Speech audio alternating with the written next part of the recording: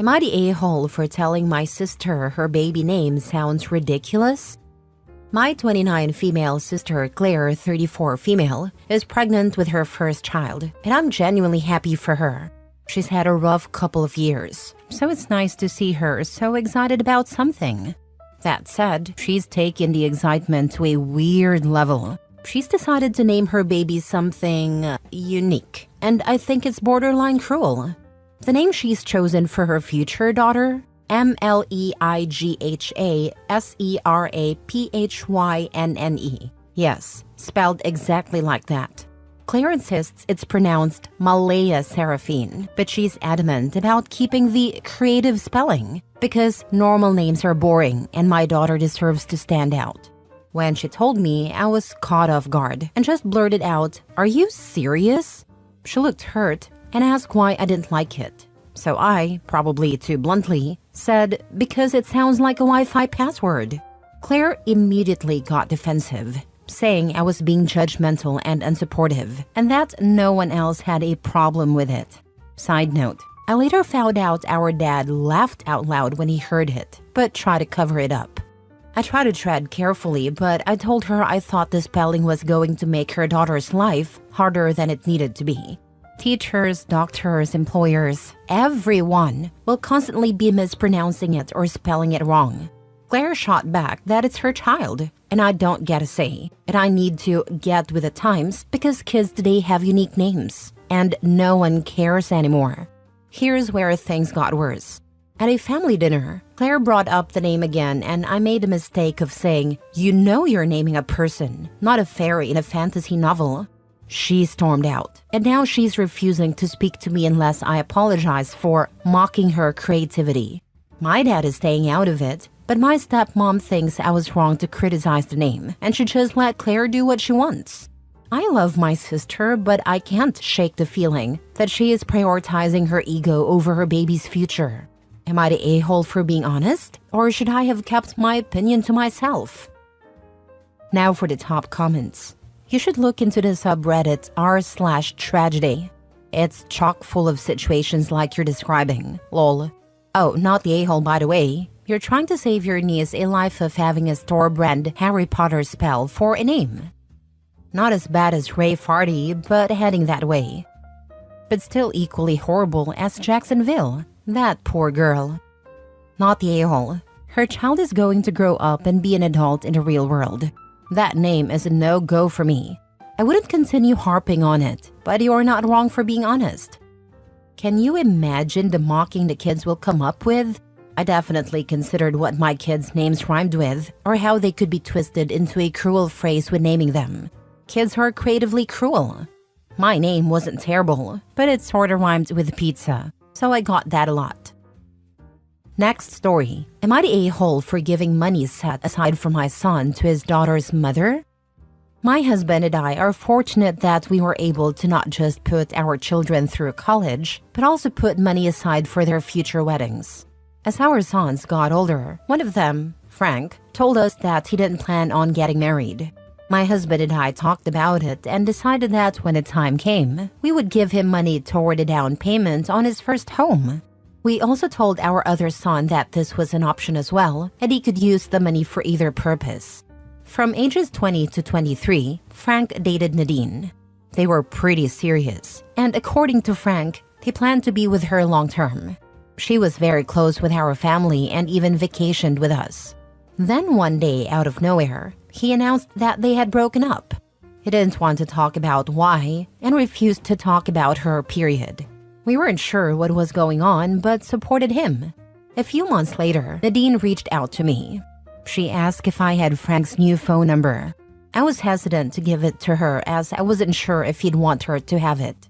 That's when she told me she had recently given birth to Frank's child and couldn't get in contact with him but really needed his help. I didn't give her his number but said I would talk to him and get his consent. When I told Frank the news, he wasn't surprised. He said he knew about the baby.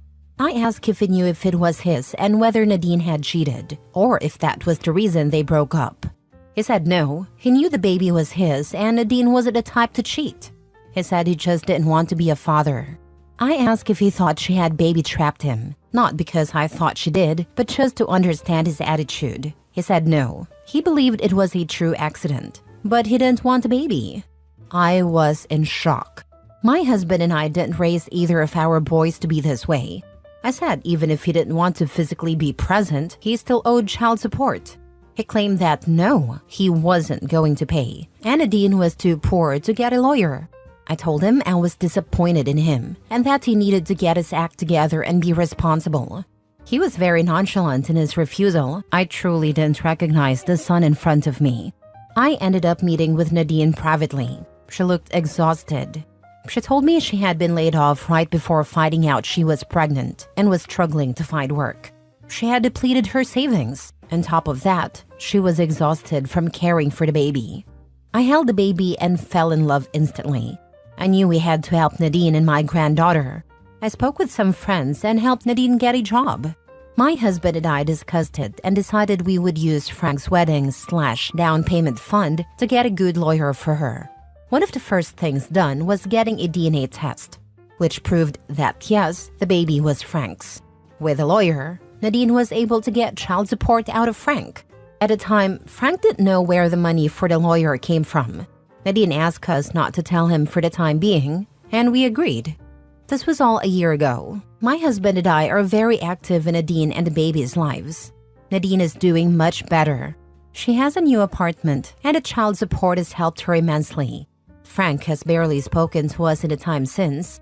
He calls us traitors for even wanting to be around Nadine and the baby. He also blames us for her suing him for child support. We've told him that we are very disappointed in him for trying to skip out on his responsibilities and making it so the mother of his child couldn't support their baby. Frank recently came to us and announced he's finally ready to buy his first home.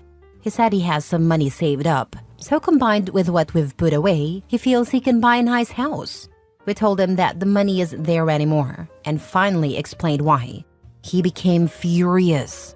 He told us that we had chosen Nadine and the baby over him. We said no, we chose the baby's well-being over him. He has now cut us off completely and says that we have chosen this new family over him. Our other son was supportive of us being in the baby's life, but says we were wrong for using the money Frank always counted on for the baby. While we were once confident in our choice, we now wonder if we went too far.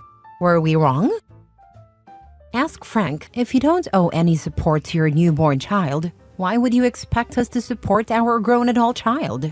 Not the a-hole. I never even thought of it this way, but you are absolutely right to frame it this way. Not the a-hole. At the end of the day, Frank doesn't believe that a parent should support their child. That should definitely go for him too. The fact he tried to hide it all from you speaks volumes. He knew you wouldn't support the decision, so he tried to hide your grandchild from you, so he could effectively still extort you for money. Sounds like you're nothing but a savings account to him, to be honest. Next story. Am I the a-hole for strictly following the visitation plan instead of letting my ex have extra time with our son? I, 34 male, have custody of my son, 13. His mother, 33 female, and I broke up when he was 18 months old. We were on good terms at that point and co-parented well. When our son was in second grade, he had a horrific time with his teacher. For whatever reason, his teacher, who I'll call Sam for the sake of the post, singled out my son and treated him terribly. He was a bully.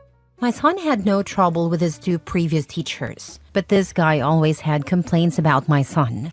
He'd sent home notes complaining that our son was annoying because he was too quiet and needed to speak up. Stop being quiet and ask questions when needed. He also said my son got upset a lot in class. Sam would correct my son's homework and mark it wrong when it wasn't. When I reached out to discuss this, he ignored me. I spent a lot of time at the school trying to address this. I tried talking to the teacher, but his attitude toward my son was awful. He even said my son was too old to be crying to daddy about issues with his teacher. My ex was involved at the start, making complaints as well. We spoke to the principal and I requested several times to have my son placed in another classroom, but I was told it wasn't an option. It took far too long for them to agree to move him, and it only happened when other kids confirmed the issues my son brought up. For example, the teacher would go out of his way to embarrass my son by telling him boys are loud and can't be heard and shouldn't sound like babies. He'd always point out when my son got something wrong, even when he didn't, while other kids were corrected privately or on paper. He mocked my son whenever he asked questions, which explains why my son stopped asking questions when needed to. He even called my son names in front of the class. It was heartbreaking to hear how badly he treated my son. At some point during all this, my ex decided that Sam, the man who treated our son like this, would be a good partner for her. She hid a relationship for a while and then told our son one day when he was with her. She wanted him to join them for a day out, and he became hysterical. There was a lot of discussion, much of it angry because I couldn't understand her decision. She told me I didn't know Sam the man, and that our son and I would need to get over it. She moved him in weeks later and sprung that on our son like it was nothing. This led to our son running away from her house several times. He was having emotional issues and even shut out his therapist, who had been helping him since the issues with Sam began. She refused to give up Sam and insisted they would live together and get married, which they later did. I ended up asking for custody and filing with the courts. It wasn't straightforward or quick, but the court agreed that the strain of living with Sam was not good for my son. I was granted custody, and my ex was given visitation rights. The visitation does not include overnights and explicitly excludes Sam. My ex has not been consistent with visitation. Sometimes she has dragged Sam along, and I've turned them away. She refused to take the time with our son alone. She does see him most of the time, but hasn't given up trying to make our son get over the trauma Sam caused. Sam still dislikes my son, and I'm putting that very mildly. He gives off the vibe that he'd happily bully my son. My ex resents losing custody and being unable to see our son whenever she wants. My son doesn't want to see his mom, but has to if she shows up alone for visitation. The judge recently reinforced this during her failed attempt to get more custody time. My son told the court he'd like to have the choice to say no. She's asked for more visits on several occasions, but I've always stated we need to follow the visitation plan. Recently, she learned her family was spending more time with our son than she was, and she wanted him for her birthday. That wasn't one of her designated days, and I said no. She told me it wasn't right to deny her time and accused me of punishing her for falling in love with Sam. She claimed I was engaging in alienation against Sam. I refused to engage, but told her we needed to follow the court-ordered plan. She said I never say yes to extra time and that I shouldn't be so strict about following the plan because our son needs his mom. I feel like I'm doing the right thing, not just because of the court order, but also because of my son's wishes. However, I'm worried that my disgust for this situation might be clouding my judgment. Am I the a-hole? Now for the top comments. You are not obligated to make exceptions to the custody plan. You can tell your ex that you are not punishing her. You are watching out for your son's best interests. Your son is old enough to refuse visitation with his mom. His opinion and mental/emotional state matter. If she tries to force him, he can call CPS. Not the a-hole. Not the a-hole. You are doing the right thing by defending your son. Incidentally, I don't believe your ex's story for 1 minute. I reckon your ex was seeing Sam before the abuse of your son began, and that's what precipitated it. Either way, she is an awful mother, and I don't blame your son for not wanting to see her. I can't blame him either. The hurt he feels is something she will never fully recognize, but I see it. I'm an internet stranger and cannot understand a mom choosing her child's tormentor as a spouse. The poor kid. Not the a-hole. You keep your son safe. I'm doing everything I can. As a parent, I can't imagine it. I could never put a partner before my child like that. I could never betray my child's trust like that. Last story. Am I the a-hole for refusing to meet my mother after she accused me of being in love with my stepfather? I, 21 female, have always had a good relationship with my mother, 46 female, and that didn't change after my parents divorced for personal reasons. However, things took a turn when my stepfather, 37 male, entered our lives. My mother has always been a bit eccentric. But she was never hurtful, and she always made sure my older sister, 23 female, and I felt loved. That changed when she started dating my stepfather. While I got along with him and he respected my privacy, my mother started acting differently. At first it was subtle comments like, "You two spent a lot of time together," and "You're getting really friendly." I brushed it off, mostly because I didn't think much of it. My stepfather and I only spent time together when I visited my mom. Yes, we joked around, but it was harmless and never inappropriate. Jokes like, "Looking like death today, huh?" We never got physical. We didn't poke each other or have playful touches, because I'm not comfortable with being touched for personal reasons, and he was always respectful of that. As time passed, my mother's comments became more aggressive. I started to distance myself from both of them to avoid ruining the good relationship we had, though I didn't know what I was doing wrong. One day, my mother invited me over for coffee and cake, and during our conversation, she suddenly asked if I had feelings for my stepfather. I was caught off guard, shocked, and mostly confused. I told her no, and asked why she thought that. She said it was because we were too close to just be friends, and she noticed the way he looked at me. I reassured her that, while we got along well, I only saw him as a father figure and didn't feel anything romantic toward him. I also reminded her that she'd always wanted us to get along. But then she got angry, accusing me of lying and insisting she wasn't blind. The conversation escalated, and I stood up, telling her that the whole thing was ridiculous. I left, and she began texting me things like, "I can't believe my own daughter would betray me," among other hurtful things. I didn't respond and talked to my older sister about it. She advised me not to engage with our mother for a while, saying that she thought our mom was acting completely out of character. I took her advice and stopped visiting and talking to my mother. It's been 2 months of no contact, and today I received a message from her asking if we could meet up to talk about what happened. I'm torn, because on one hand, I don't really want to meet her after everything that's happened, but on the other hand, I'd like to resolve things and hear her side. Am I the a-hole for not wanting to meet her? What a pathetic woman, not the a-hole. Maybe she shouldn't date if she gets this ridiculous. I wouldn't meet her yet. I doubt she is suddenly cured of her madness. Let her feel the consequences for much longer than this, or she will likely do this again. She is the one who betrayed you, not the other way around. Not the a-hole. I do wonder if your stepfather had an eye for you, and your mom noticed and thought you reciprocated those thoughts. But it's a heavy accusation to put on someone with zero evidence. I wouldn't meet up with your mom after that accusation, and it could also be an insecurity for her, marrying someone who's a decade younger than her. Thanks for your perspective.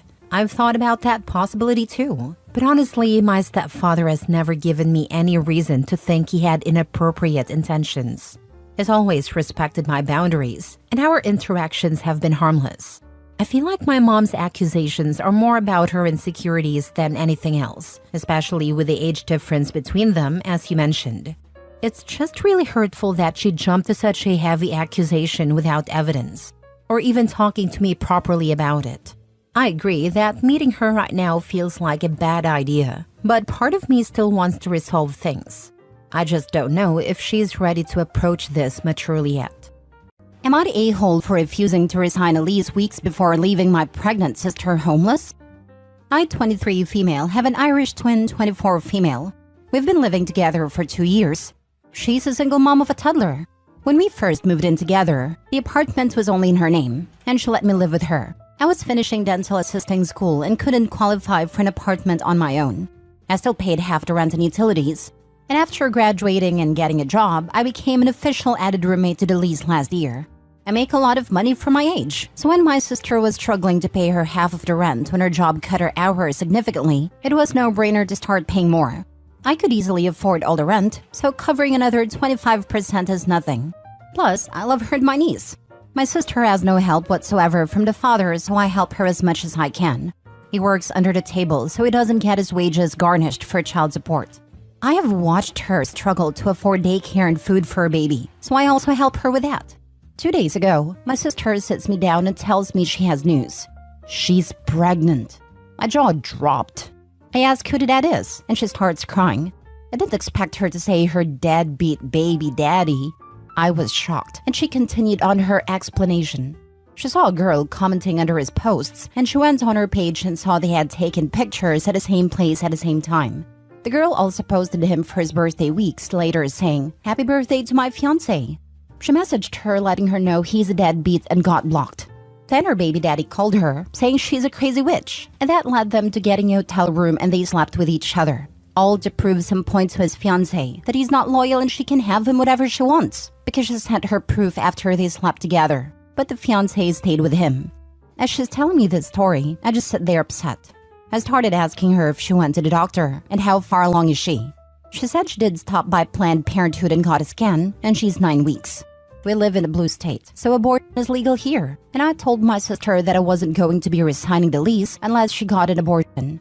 She looked at me with so much disgust and started crying harder. She called me evil and said I'm a horrible person for making her choose between her baby or having housing. I told her with her hours now, she can't afford even half the rent, let alone the daycare she splits between me, our dad and aunt. So to understand the position she's putting me in since the responsibility's falling on me. She told our family, and they're mad saying I'm being heartless to even ask her that, and that I shouldn't punish her, and that I should sign at least 6 months so she can get her act together, since 5 weeks isn't a lot of time. I said no, she's ungrateful for all the help I've done, so I'm out. Now they're saying I'm an a-hole, since when I didn't qualify, she let me live with her even though I paid half. Now for the top comments before reading the update. I shouldn't punish her and I should sign at least 6 months. Not the a-hole. I hate when family tries to spend other family members' money. Tell your family that they can co-sign for your sister and pitch in on the rent since they are so adamant about it. You aren't forcing your sister to get a procedure. You just aren't going to live with her if she has another kid. The kids are not your responsibility, and you should not have to take care of them. Deadbeat dad's future wife should know that if he cannot afford child support, they will get it out of her wages. When they get married, the courts take into consideration the household income, so she will be on the hook for both kids, if in the US. If it's paid under the table, court will require him to get a job. Not the a-hole. You had the right intentions, although you expressed them in a way that wasn't apt. I mean, you played the biggest card you were holding in your hand. When we do something for our loved ones, we shouldn't hold that as a way to control them or their decisions. I can understand where you are coming from. She definitely shouldn't have this baby, rationally speaking. But it is not for us or for you to decide. I can understand that the responsibility will fall over you eventually. So you could have told her that she should reconsider and that you wouldn't be able to support that second baby. But using the lease card was like using a bazooka for killing a spider. So you might have been wrong there. You should play it positively going forward, like encourage and even somewhat push your sister to get a job, make a life for herself. She can't be dependent on you and others for all her life. She needs to sort out her life by herself. You guys are there for her to count on and to support her, but she shouldn't take it for granted. I brought up the lease since it's approaching and we spoke over the summer about wanting to renew again. So I wanted to let her know I had a change of heart. She does have a job. Her hours are now part-time though, and she can't find a second one. I want her to have an amazing life, but I feel like it's a slap in the face for her to have another baby by a guy who doesn't help with the first one, and that I'm expected to support the new one. With 1 baby it was tolerable, but 2 is making me realize that I want more out of life than to stick around and keep helping her. Next story.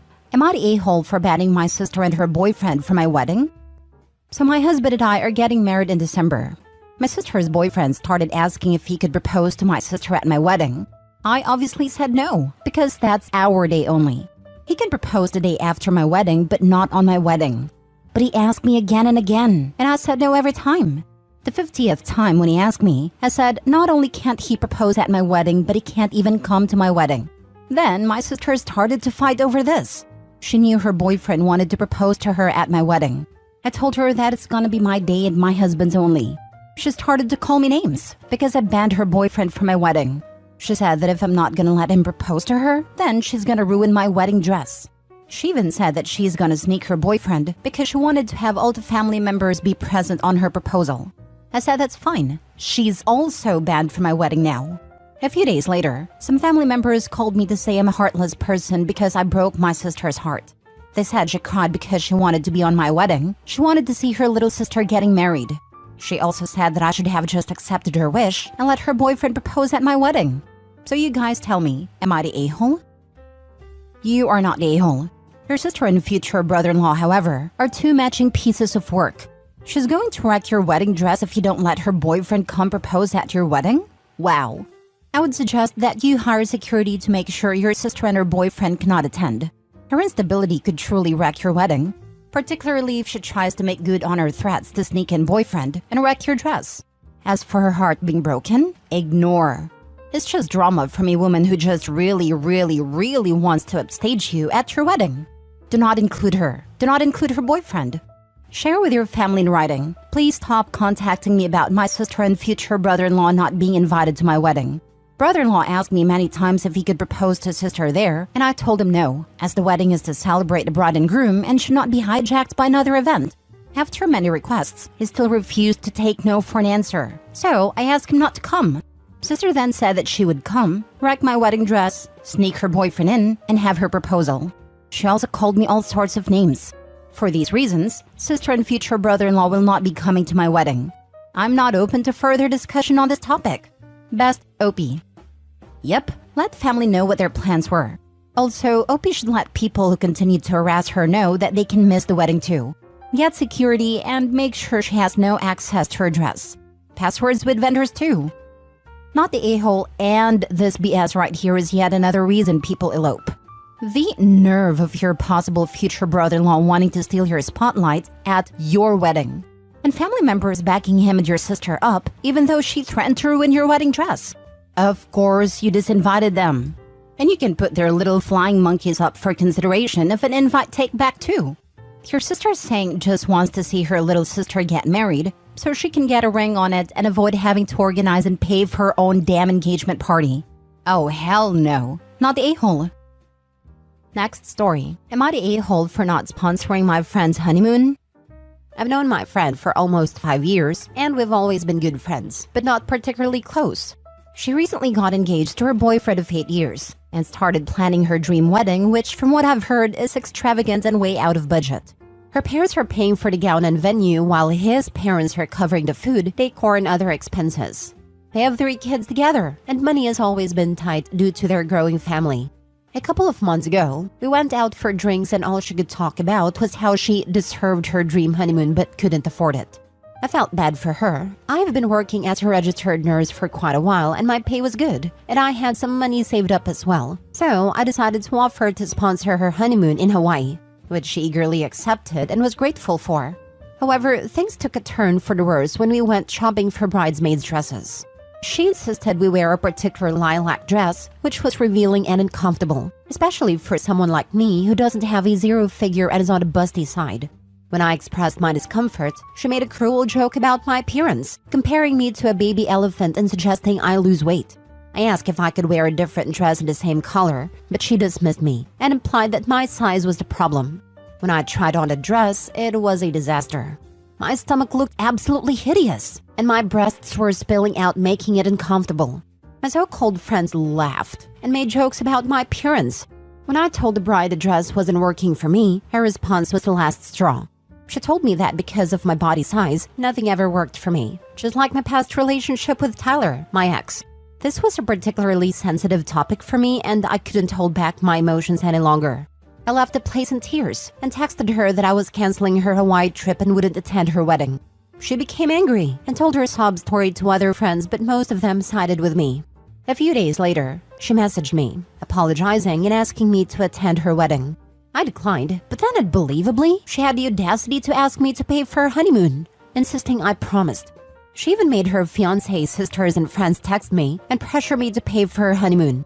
I lost my patience and told her that her financial struggles and her 3 kids were her responsibility, not mine. Then called her an entitled and stuck-up person who didn't even deserve my friendship. Now I'm in a dilemma, feeling guilty for my harsh words. I heard that she's been constantly crying and complaining about how I ruined her wedding. Some of our mutual friends are telling me that I can't take a joke and I am overreacting. So, am I the a-hole? Now for the comments. She's dumb and an a-hole. Who picks on a person paying for their honeymoon? She was never a good friend. Not the a-hole.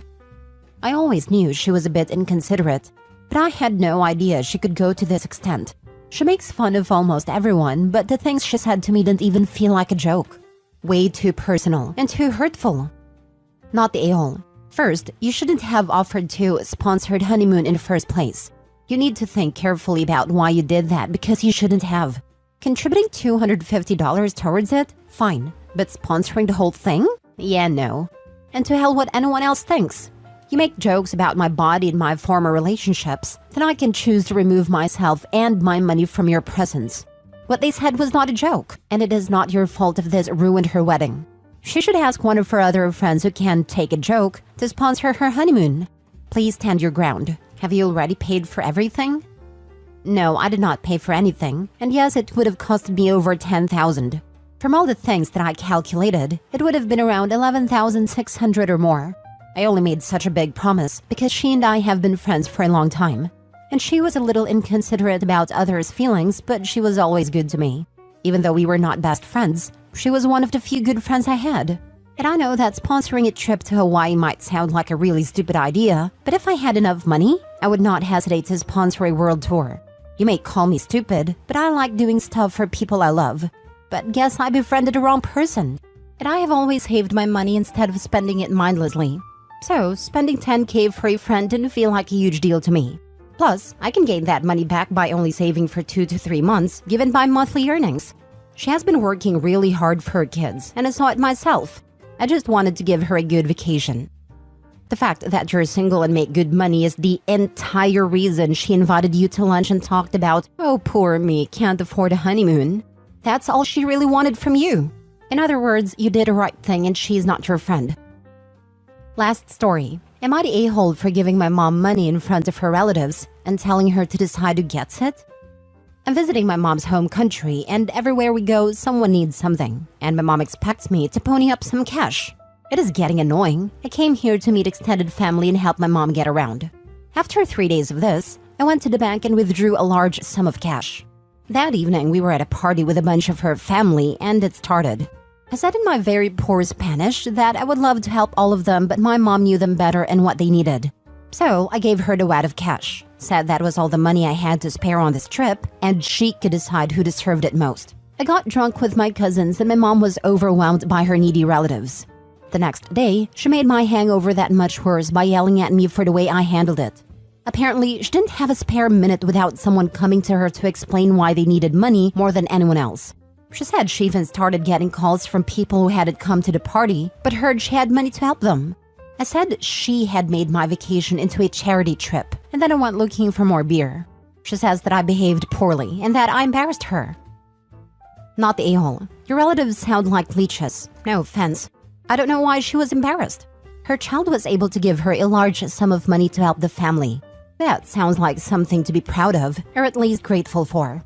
She is your mom though. And try and talk to her eye to eye about how much you should be financially supporting everyone in the family. They aren't really. They're just on a very different socioeconomic stratum. I literally get paid more every day than a person on that country averages in 6 weeks. I understand why they see me how they do, but I would prefer it if they let me enjoy myself when I'm there too. If they don't have a relationship with you, host you when you come visit, or you only hear from them when they need money, you should be responsible for them financially. It sounds like you would simply stop hearing from a bunch of them if you stopped giving them money. It might be better to send your mom something like an allowance monthly to help the family, with the understanding that when you come to visit, you aren't asked for any. Not the a-hole. She expected you to hand over as much money as she felt the individual deserved, right? With her controlling your money? So you just gave her full control of the money and removed a middleman and let your relatives know who to ask if they needed money. It was a brilliant move to end her power play. I'm guessing mom didn't want the relatives to know she was determining who got how much because it would just complicate her life. Relatives hounding her for money with her sob stories, getting angry for not getting any or not enough, etc. Info. Did you have a conversation with your mother about how this made you feel before reaching this point? Before we left home. It isn't the first time. Then 100% not the a-hole. Your mother messed around and found out. Good on you. I, 29 female, have a civil relationship with my ex, 29 male, despite him cheating on me with my sister, 32 female. My sister is now demanding I have a relationship with her too. I, 29 female, I'm the youngest of 4. I have a brother, 35 male, and twin siblings, 32 male and 32 female. This is about my sister. Buckle up, this is a long one. From the moment I could remember, my sister has always hated me. Not the typical hate between siblings, but true hate. Everything I did, she had to outdo. Every boy I liked, she had to have first. She has gone out of her way to bully me more times than I can remember. The only people who stepped in were my brothers. My father was absent due to his work, and my mother clearly had a favorite, and that wasn't me. I learned early on that I needed to protect myself, and if it wasn't for my brother and best friend, 29 male, I'm pretty sure my self-esteem would have plummeted. The stories I have relating to my sisters and mother's abuse could be written into a novel, and there's far too many. Anyway, fast forward to my college days when I kept low contact with my mother and no contact with my sister. I met a guy. We dated for 2 years. We fell in love, the usual stuff. Then on the day of my graduation party, I caught him and my sister doing the nasty in the guest house. Well, that partly quickly turned into a disaster. Turns out their affair had been going on for 4 months and she claimed to be in love with him and was carrying his child. Mother begged me, literally this woman begged me, to let my boyfriend go, to make that sacrifice for my only sister. Her literal words, by the way. By the time that party was over, my ex barely escaped without getting beaten to death by my brothers, uncles, and my one crazy aunt. Love that woman. I did even in fact break up with him on the spot, but not for my sister or mother, but because he betrayed me. I knew I couldn't trust him, and thanks to the wonderful support system I have, I knew I deserved better. After that disaster, I moved to the other side of the country to begin my new job. Now, I'm highly in demand in my field due to my degrees and specialties, which has allowed me to rise up in the ranks quite quickly and earn far more than I could spend as I live in a rather modest way, with the only thing I splurge on being trips and food. In those 7 years living away from most of my family, I haven't spoken to my mother or sister.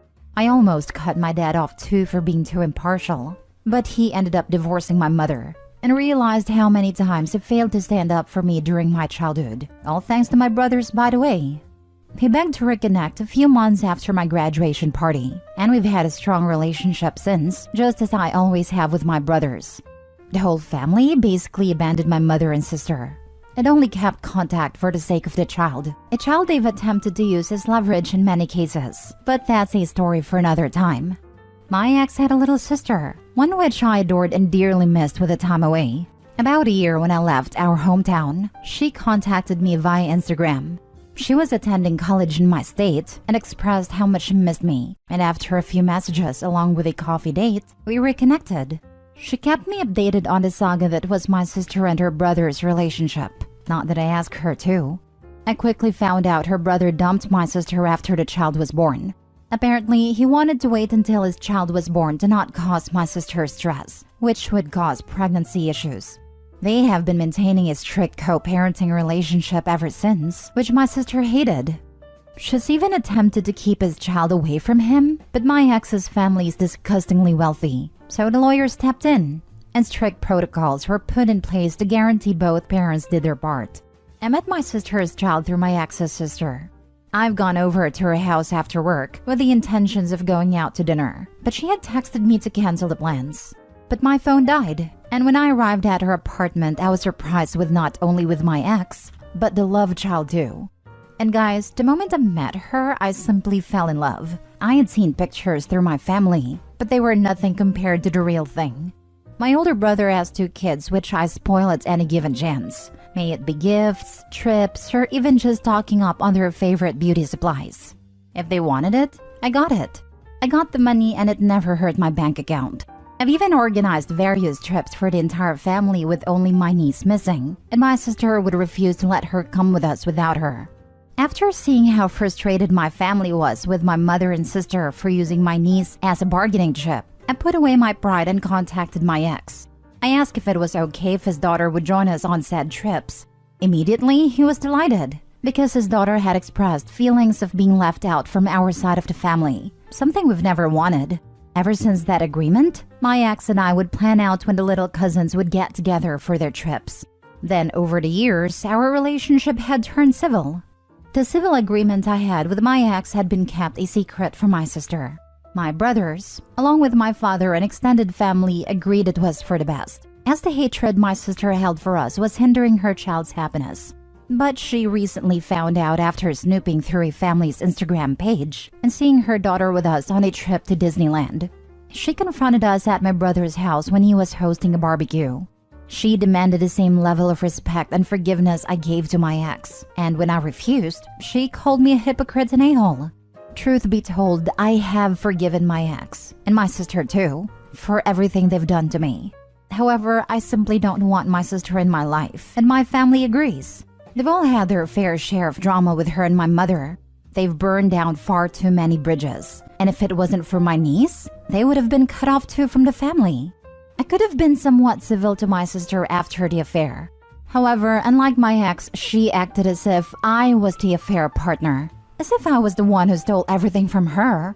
She's never once apologized, took the blame, or even have a little shame. I don't want anything to do with her. I barely want a relationship with my ex, but he understands I'm only doing this for my niece. I don't want her to feel unwanted and unloved, and with her mother being my sister and her grandmother being my mother, she has a very high chance of that. I do, however, want to keep my niece happy, and perhaps her relationship with her mother may do that. Now for the top advice. There is no way, there is never a way to have a healthy relationship with people like your sister. Even trying would just make her get even more demanding, and would start her trying to use her daughter as a weapon to control you the way she did your ex. Honestly, I discussed this with your ex, since he's been the one your arrangement is with, and he also has experience dealing with your sister's BS. Tell him you want to continue your relationship with your niece, but don't want any trouble starting with her mother. So you leave it up to him to decide how to navigate the situation. I've had this discussion with my ex. He's more than happy to keep it going, but I feel as though it will only cause more issues in the future. My family and I have come to an agreement to let this whole thing play out without interferences. As much as we want our niece to feel included in the family, we fear our sister would do something crazy just to prevent that. Nah, your ex has legal rights and a good lawyer. She tries to pull something up, she'll end up losing more stuff. She knows this. OP, your sister is just going to use and manipulate you again, as she has done so much in the past. When your brothers are saying to stay away from her, listen to them since they are closer to everything than you are. You are best off simply going through your ex to see your niece. Your sister is simply toxic. You can tell your sister that you forgave her long ago, but you'll never trust her, and she'll never be your friend. I'm thinking of just keeping my distance. If my niece decides she wants to have a relationship with me when she's 18, then I'll make contact then. I just didn't want her growing up thinking her mother's family didn't love her. It's a crappy feeling, and with the poison her grandmother and mother are definitely feeding to her, I can very well see her hating her cousins and uncles and aunties when she's older. You need to be careful for not letting them turning her like your sister, and do the same stuff to her cousins. The father has his rights and time with his daughter, so when he has her, spend family time with her and don't care about those two crazies. You have the support of all the family, so do it. And if your supposed mother and sister continue to attack you, go through legal actions and they will shut it. I think you need to butt out completely. This is not your child, and you are stepping out of your lane. If your mother did what you were doing, this would be all over just no mother-in-law. With everybody saying your mother was overstepping her lane, and she had no rights to that child. Right or wrong, none of you have a right to time with that child. What you are doing is called parental alienation. As for your sister, she is clearly a piece of work. Tell her to get lost, but leave her child alone.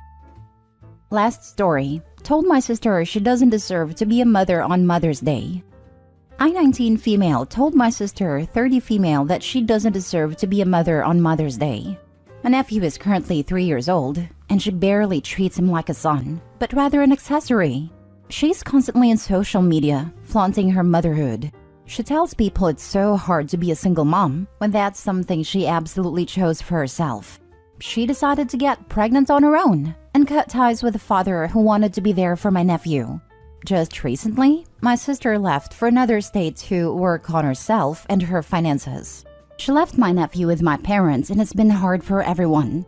She gradually stopped calling us frequently and starts up an argument with my parents when they ask her for money to get him things he needs, such as diapers, wipes, food, etc.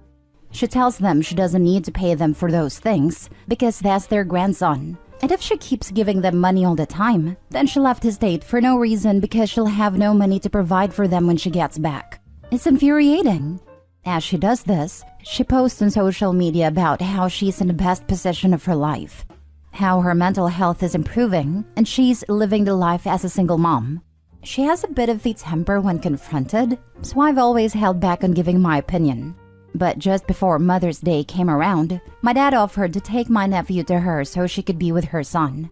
Mind you, she hasn't seen him in around 4 months. My dad asked her for the address and just stopped answering him. I messaged her and asked her where she was, and she replied that she was in a further state than she previously said. It seemed as if she didn't want to get a visit from my dad and her son. When Mother's Day came around, she posted a celebration with her friends at a club. I deserve this. Happy Mother's Day to me. I got fed up with this and told her she didn't deserve to be a mother. I told her that she doesn't deserve to have such a beautiful son, and he's going to absolutely hate her and forget her when he begins to understand why she isn't around. My parents said I was wrong about this. Edit, I'd like to make a few things clear. The father is not in the picture. He met my nephew just once when he was 1. He had the interest to be in his life to create one with my sister, not for the well-being of my nephew. He's just as bad, I believe. My parents definitely do enable her toxic behaviors, which is why this is such a complex case. Although she's 30, she acts like a child. She acts very entitled to my parents' money and help, which has made it easy for her to abandon my nephew to them. My mom loves my nephew like he's her own son, and the reason they got upset with me was because they didn't want me to challenge her to come back.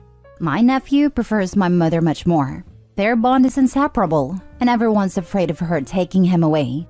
They want to get a lawyer involved, and while it may sound like a simple solution, the trauma that comes with it is absolutely terrible for him. They don't want him to feel nothing less than a loved and cherished boy. He's a great boy. He's very loving and sensitive. Although he can't fully understand what's going on, he feels it. He has attachment issues with my mother. It's noticeable he's afraid she'll abandon him too. I hope you said that on her social media account for all her followers to see. I would love nothing more, but she blocked me and everything. Your sister sounds absolutely horrific. Just had a kid, as you said, to have as an accessory. It's disgusting when people do this. I know it's hard for your parents, but I would go to court and get full custody of the boy. That way, whenever your sister does come back, she can't use him anymore. Or if your parents don't want to do that, maybe get the boy's father in the picture, if he still wants to be a father. But I definitely think court needs to be involved. She doesn't even want him to visit her. That's just disgusting. I talked to my dad about this, and they're seriously considering taking custody of my nephew. Since she left, he's been struggling emotionally.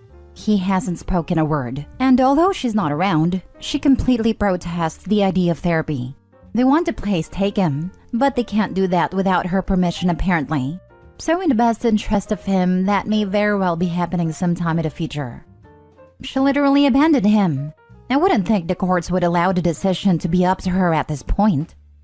If she hasn't seen her kid in 4 months, moved far away, and won't say where, it's time to file for custody. This will clear up everything really quick. Mom will come and get the kid, show up to court, or she won't and will pay child support. Maybe then the dad can be involved in his life too. Good luck.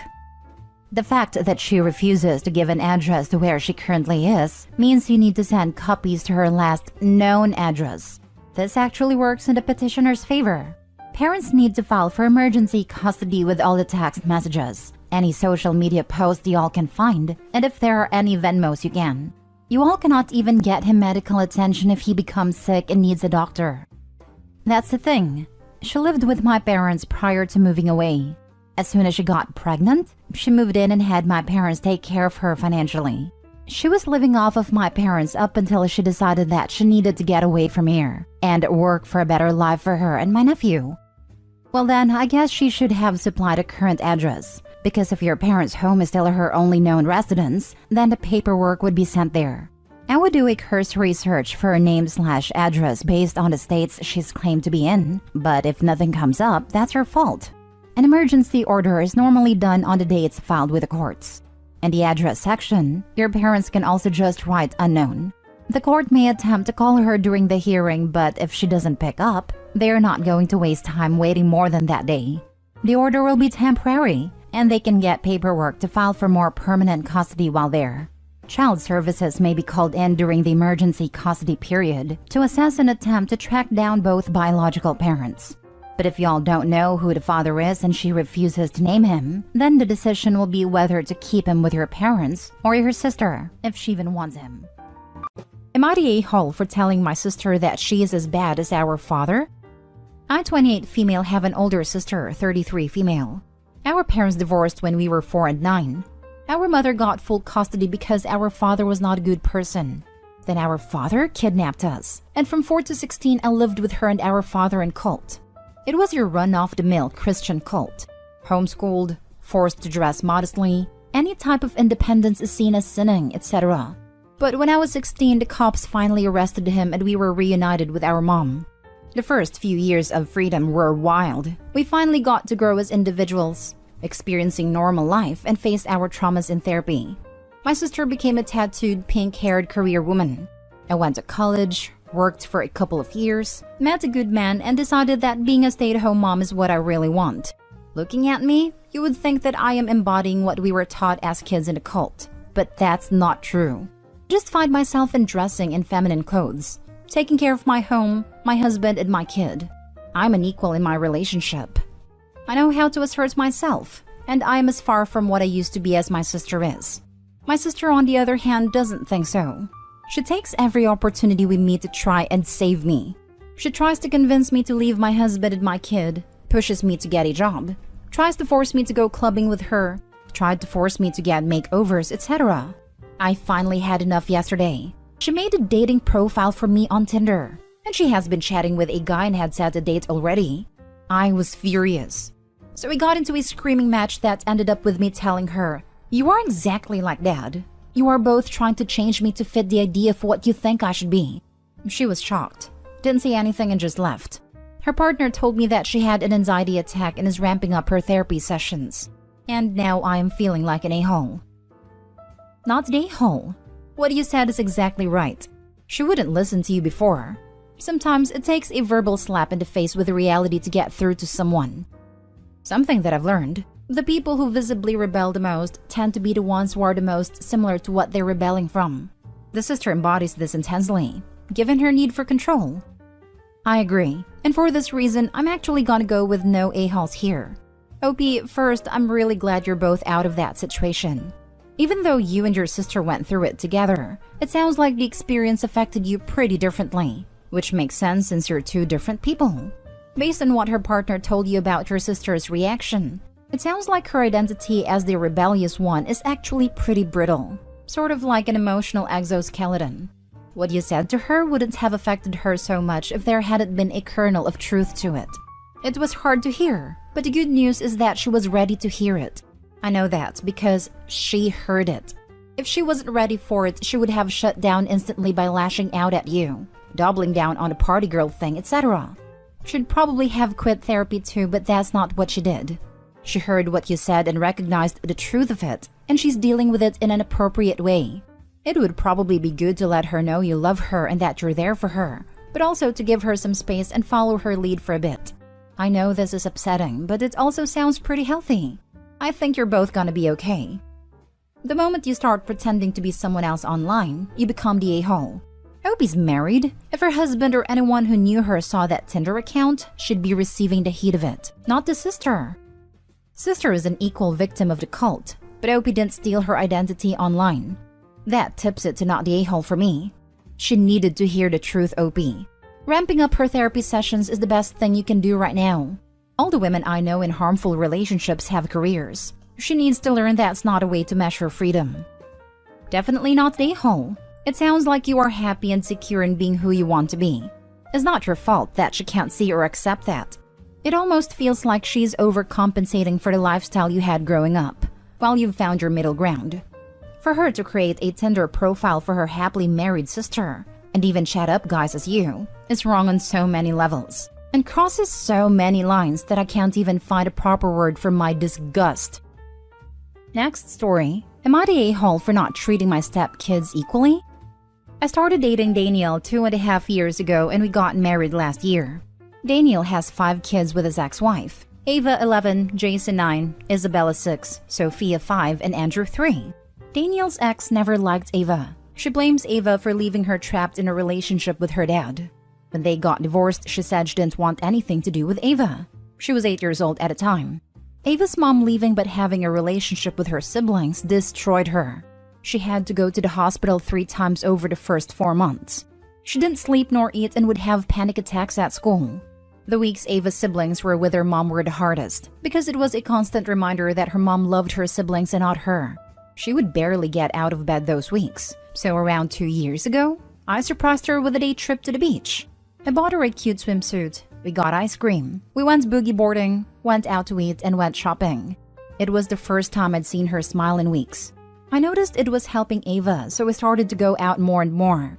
When our siblings are here, it's something small like dinner before therapy. But when they're not here, we go camping. We go hiking. We try new restaurants. We go back to the beach, etc. And she loves it. I don't spend nearly as much one-on-one time with the other 4 kids for 2 reasons. These kids already have a mom that loves them and they don't need it as much. It is so much easier to do anything with 1 kid than 5. When I spend time with Ava, I stick her in my Honda and we go. When I have all 5 kids, we take a big passenger van and they fight over everything. It takes twice as long to go somewhere because I keep having to pull over and break up a fight. I do take all 5 kids out 1 to 2 times a week when they're with us, but it's not usually a big trip like what I go on with Ava. We'll go to the beach 20 minutes away instead of the one almost 2 hours away. We'll go on the walking trail by our house instead of a 4-mile hike. Sometimes we have picnics in the park. The big thing this summer is the amusement park. I'll take all of the kids with their dad or their nanny. We go on some rides together, then one of us will take the older 2 to go on all of the scary rides they want, while the other takes the younger 3 to the kiddie rides that the older 2 are way too big and mature to go near. Then we meet up at a water park. We've done this at least once a week this summer. Recently, my husband asked me to start taking the younger 4 on day trips, like the kind Ava and I go on, because they're starting to get jealous. I said I'll try to plan more fun activities, but my trips with Ava aren't suitable for all 5 kids. He said I should try to treat the kids equally and either not take Ava or take everybody. I said I will, when he takes all 5 kids camping or on a 4-mile hike by himself. He called me a bad stepmom, so I wanted to know if I was the a-hole. Now for the top comments. Not the a-hole. Why doesn't their father do as much for his kids as you do? I think, given the circumstances, you're not doing anything wrong here, aside from the misleading title. Their dad works a lot and travels a lot for work. They are his responsibility and he should make time to be with them. He knows that his ex is emotionally harming Ava and you are supporting Ava, but he is demanding that you stop? He is not being a good father.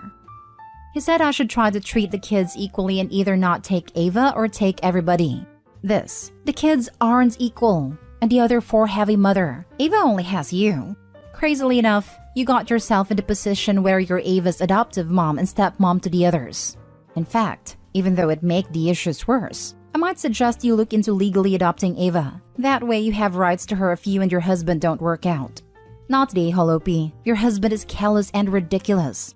You need to have a serious talk one-on-one with the others. See if you can nip this complaining in the bud, if he is telling the truth, and this isn't originating with the ex as another way to destroy Ava. Not the a-hole. That poor little girl.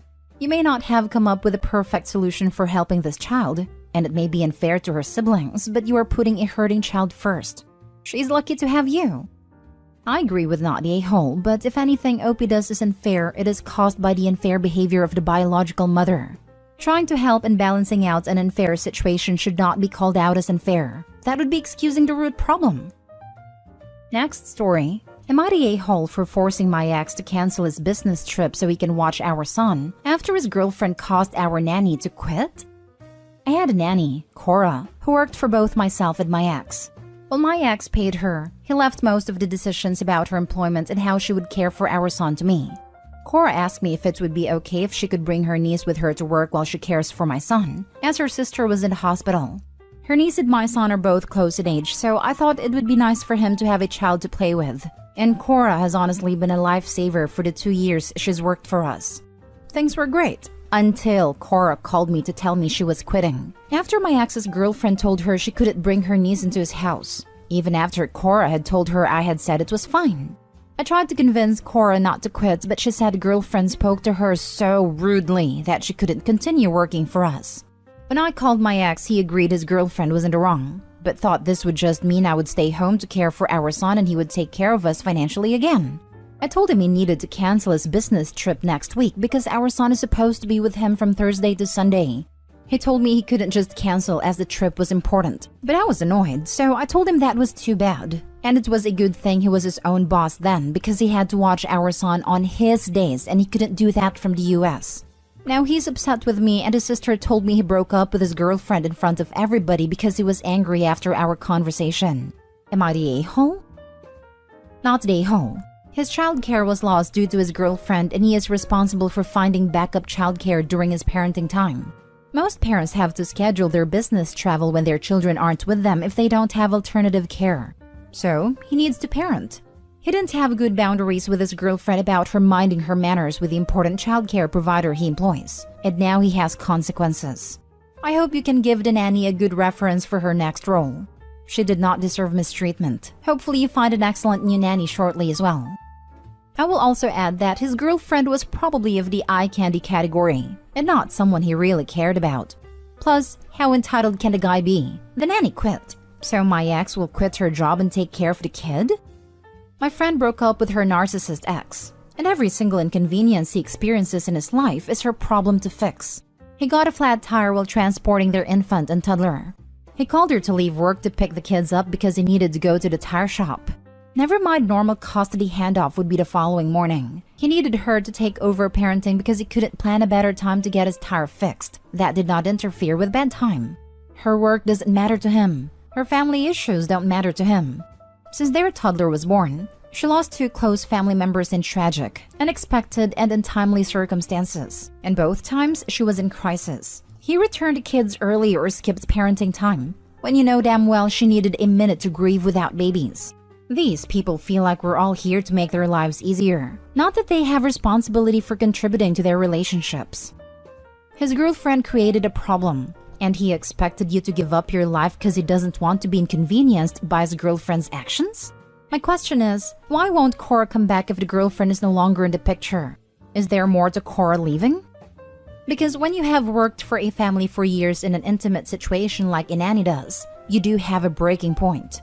I'm going to guess the girlfriend was not treating Cora very well in general. That this was discussed with the father multiple times and he ignored the situation until it got to this point. Even if the girlfriend is gone, the father was disrespecting Cora by even putting her in this situation and she got fed up. Now for the last story, am I the a-hole for not giving my nephew his birthday gift? Just bear with me for a moment. My 29 female nephew Josh, 12 male, is quite spoiled. His parents, my brother and sister-in-law, show blatant favoritism towards him over his younger sister Lou, 9 female. As a result, sadly Josh has grown a little entitled. He also is quite mean to his younger sister, because his parents never believe her when she tells him what is done to her stuff. Now, I'm usually very strict, and when the kids are with me for a weekend, Josh is usually on his best behavior. Now, Josh's birthday was yesterday. Lou had a spelling bee last week, and she got first prize. Her parents brushed it off, but I was very happy for her because she spent hours learning each word, and I was very proud. So when I took the kids' day before Josh's birthday, so he could pick out a gift for his birthday, I got Lou a stuffed animal as a "you did great," while Josh picked this game that he's been wanting. The birthday party was yesterday, and when I went to their house, Lou had been grounded and was not allowed to attend, and the 2 friends she had invited were also sent back home. I thought it was extreme and asked what she had done. Turns out that Josh and her argued over the TV remote, and Josh went to her room and destroyed her stuffed animal that I gave her and told her she didn't deserve it. Lou screamed at him and my brother got angry with her temper tantrum and had her pick up the pieces of the stuffed animal and throw them in the trash, all the while she cried. She was then grounded. By the way, Josh's best friend was the one who spilled the beans to me and also told me that Josh goaded his parents into the punishment. I was furious and refused to give Josh his birthday present, telling him he didn't deserve it for being mean to his sister. I also told off my sister-in-law and brother that they're growing insanely cruel towards their young daughter. Now, my family is angry that I refused to give Josh's birthday gift. So, am I the a-hole? Now, for the top comments. Not the a-hole. Make sure you let her know that she has family that does love her and cares about her, because she is likely to need that support as she grows. Be ready to be put at a distance and ready to support her when you can. I'd start to document everything and ask about guardian rights for Lou. Poor thing being so neglected. I'd have a talk with brother and sister-in-law over this favoritism. And if it doesn't stop, then not only will they lose their relationship with their daughter, but also consider talking to a lawyer about gaining rights for her, as she is being neglected and the punishment she's enduring. Keep an open channel with her so she knows she's got someone on her side. Not a-hole. His parents are just the worst. They are, and they are making a monster. Well done for speaking up. Awful parents. Offer to adopt her if you can, as they are negligent. I hope you're around when she's a teenager and needs somewhere to live when they find an excuse to kick her out. I come from a family where sons are preferred over daughters. When my sister-in-law found out she was expecting a girl, she wanted to get rid of her, but she was too far along. I did offer to adopt her multiple times, but they have an image to maintain, and they refused to let me. My parents were the same with me. Wait, what? How? Can I ask what culture you come from? And why boys are valued so highly that your sister-in-law considered aborting her daughter? I'm extremely curious because I've never heard anything like that before. I'm South Asian, but we live in the West. I don't want to share too much because sister-in-law is very active on this thread. Good. I hope she reads these comments. She's a terrible parent.